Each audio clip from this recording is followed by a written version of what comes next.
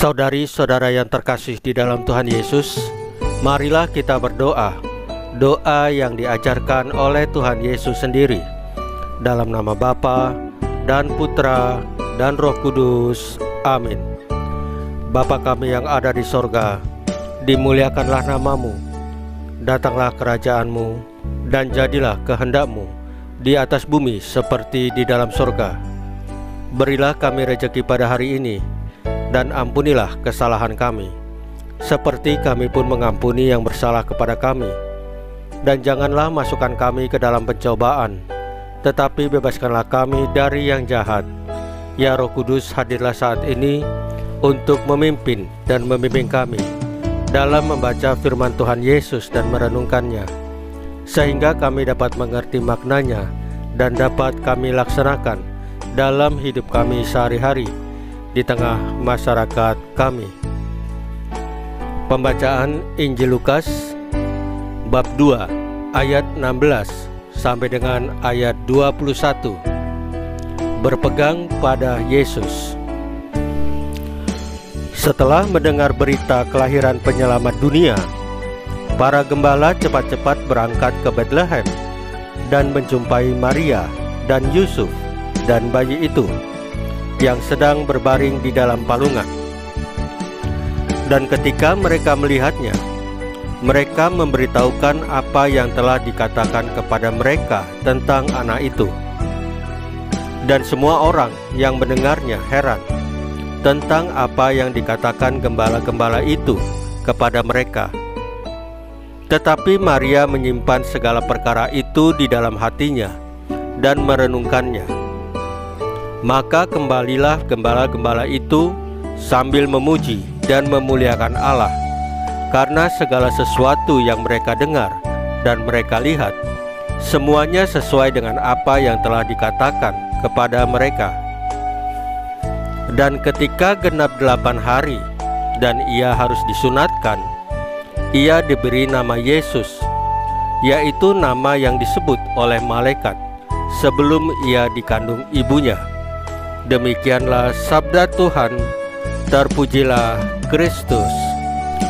Saudari-saudara yang terkasih di dalam Tuhan Yesus, pada hari pertama tahun baru ini, tahun 2023, pantaslah kita bersyukur atas segala kemurahan dan kebaikan Tuhan, karena kita boleh menginjak dan menikmati lembaran baru dalam kalender kita, juga terutama karena tuntunannya dalam mewujudkan resolusi hidup kita sepanjang tahun yang lalu, tahun 2022. Sebagai seorang beriman, kita berlandaskan syukur dan harapan kita untuk melangkah ke depan dengan bersandar pada sabda Tuhan, sebagaimana Bunda Maria yang hari ini kita rayakan sebagai Bunda Allah. Bunda Maria meletakkan kehidupannya dalam kesatuan dengan Allah dalam diri Yesus Kristus putranya. Hidup Maria menjadi lebih berarti karena kebersamaan dan kebersatuannya dengan Yesus. Di dalam Injil hari ini dikatakan bahwa ketika genap 8 hari dan ia harus disunatkan, ia diberi nama Yesus, yaitu nama yang disebut oleh malaikat sebelum ia dikandung ibunya.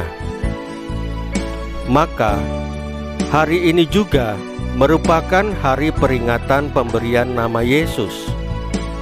Yesus artinya Allah menyelamatkan.